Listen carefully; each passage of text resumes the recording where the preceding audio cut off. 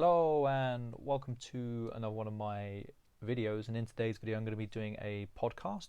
Before I get into it, if you do like my content, you know how to support me by now. You can do that by liking, commenting and subscribing. If you do want to click an ad, that's also beneficial to me, so I appreciate the effort that some of you guys go through to help me out.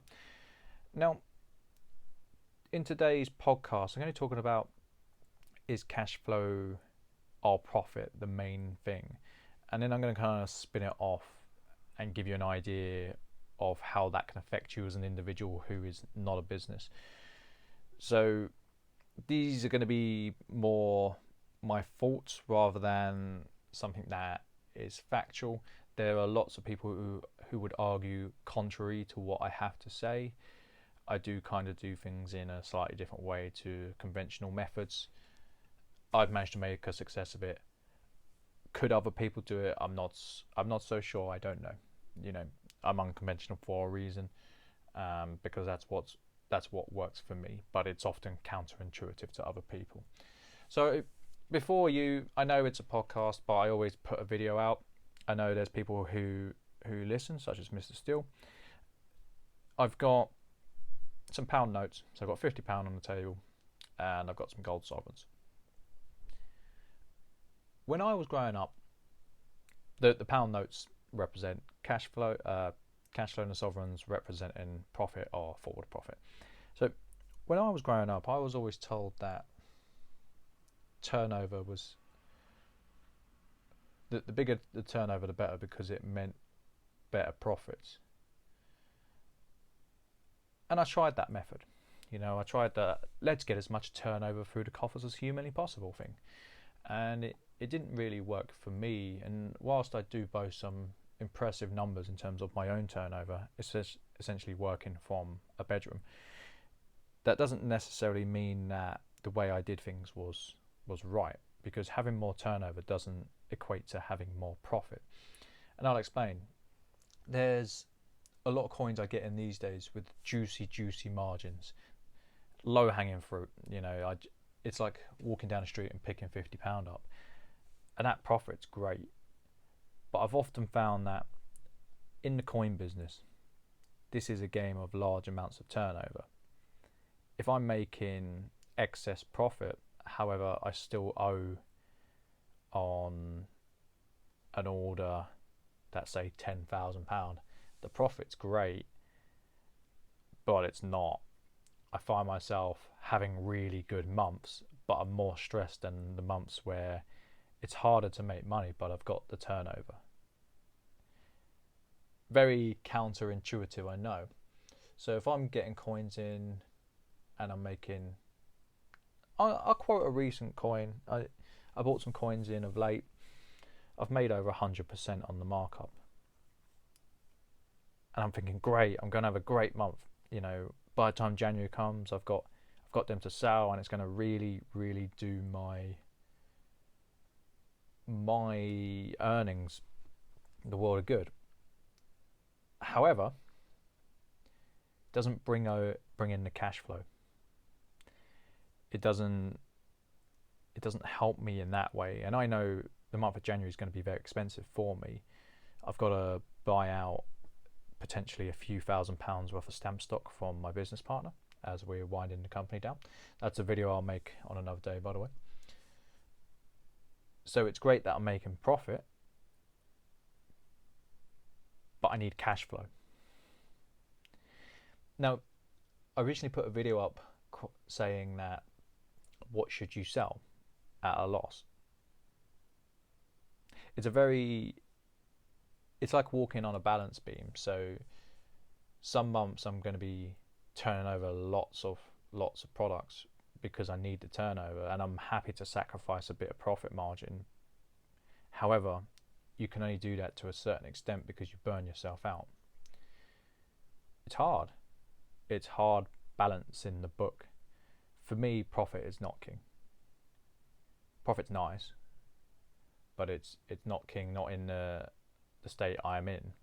Now, I don't doubt for a second that if I was to grow and if my costs were the same, profit would be everything I'm after, because I know that there comes a point where there's a trade-off between profit and stress.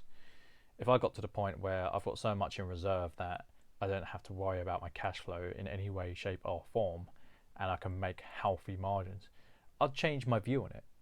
My view would be, yeah, profit's great and I want to do this, that and the other. There's very few businesses in the world that are so cash rich and asset rich in terms of liquidity that it doesn't really matter. They don't really stress about it. And if you're in that position, you are not looking after the business properly, because your money should be working hard for you, not the other way around. Now, in terms of cash flow, it's the same in any household. I've long since come to the conclusion that being indebted is, for me, it's normalized.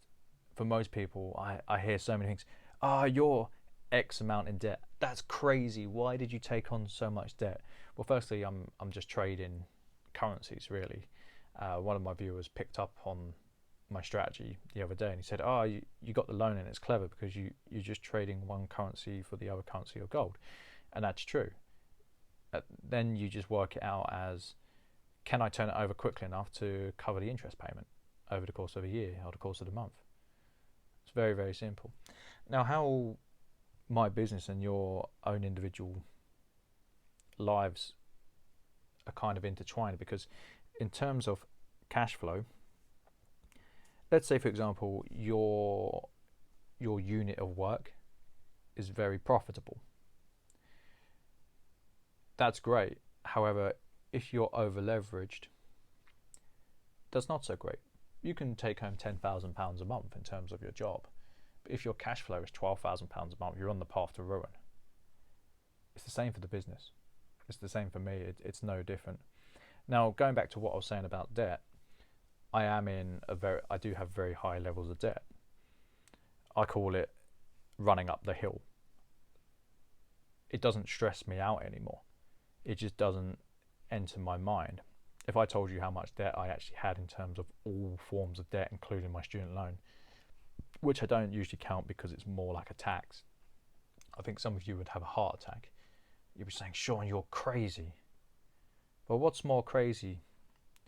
The idea that we've been brainwashed into believing that one of the two tools to help us climb the social ladder has been branded as evil by many religions and also by cultural standards, are the fact that whatever way you dice your life and your thoughts and feelings, you're always going to have cash flow. Money comes in and money goes out. What does it matter if you're indebted? You're still going to have cash flow. Can you meet that cash flow demand? That's the bottom line. Is the profit worth taking on the cash flow demand? That's what you have to think. And that's not just a business thing, that's a personal life thing. So if you, like I said, if you consider your wages as profit and you consider your outgoings as cash flow, it's the same thing. It really is. Is your profit, your wages, or profit in my terms, is it worth the level of cash flow I have, and does that fit you as an individual? That is going to change over time. So there's going to be times where you're making healthy margins in terms of your time and what your time is worth, and there's going to be times where you're not making healthy margins. You may have been made redundant. You may have lost. The business you work for may have downsized and you've lost your job. That's redundancy. I just repeated that. That's not what I was thinking. Your business may have cut your contractual hours, should I say. So you've been moved from a full-time contract to a flexi contract. Now, I've kind of realised in the many years that I've been doing this that for a stress-free life, you have a balanced level of profit versus your cash flow. In terms of turnover, I don't think that is the right way forward. Not as a business, as an individual, it doesn't matter. But you want to be in a position where you know that you can forward plan your life, and your excess profit would result in savings and investments, and then you you put it together in a way where the risk kind of complements each other, so you can always fall back on one leg of a chair. So if you have a chair, you've got your earnings and you've got investment income, and then you've got other side bits of income coming in. Maybe you own a bit of land, maybe you've got your house and you've got equity in that. You want to be in a position where you reach an end game and you don't have to worry for the rest of your life. So there's going to be a position in my life where I've got so much in assets, if I run the business prudently, and if I do it properly and I invest my money properly and I do it in a way that isn't destructive to myself, there's going to be a position where I can just retire and be self-sufficient. I'm not saying I'll do that. That's not what I live for. I like to build things, but anyone can be in that position, and that's why you shouldn't focus on just the profit side of the equation.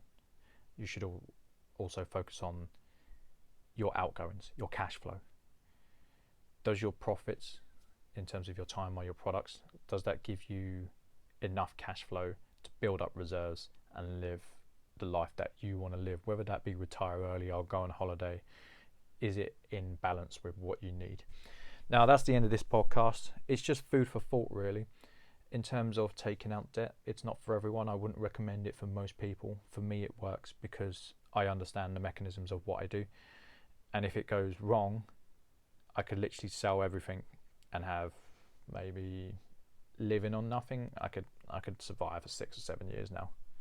It's not a problem. That's without any work. So that will bring me close to my 40s. I hope you've enjoyed the podcast. I hope it's kind of helped out the way you look at the world. You may have listened to it and thought, Sean, you're just talking absolute garbage. However, it's important to take on different ideas to see if it fits in with your life and whether or not it could improve your life in any way, shape or form. Sometimes it's just information and you think, nah, it's not for me. So take care, guys. Bye.